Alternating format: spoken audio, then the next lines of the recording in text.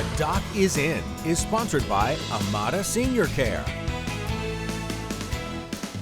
Fox 56 News Chief Medical Contributor Dr. Ryan Stanton is with us in studio.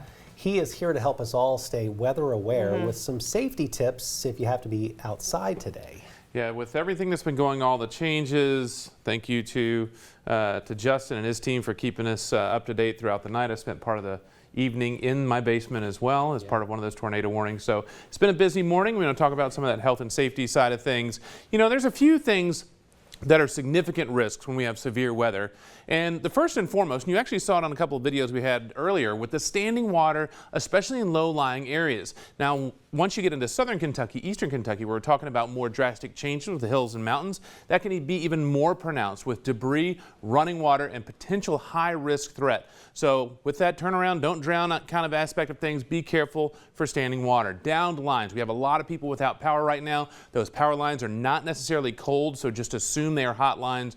Don't touch them. Be careful. They can be very dangerous. Leave that to the professionals. I left my driveway this morning. There was a tree laying across it. That's a significant risk out there right now. There's a lot of debris potentially out there. Cruising along, minding your own business, heading to work or school. A tree could be in the way. Be very aware of that. And of course, coming up over the next few days, the wind is still a major issue where potentially not only hurting with your driving. A lot of people are getting into spring break. You're going to be traveling through this wind. Be very aware. Keep those hands at 10 and 2 and focus, because the potential for wind and the damage from that can be very dangerous. There's a lot of active weather this time of year. This is nothing new for central Kentucky in this area of the country, but at the same time, this is always something where we can try to be safe. You know, we do everything we can. We have all the technology out there, our phones that are warning us, the weather centers that are warning us about these things.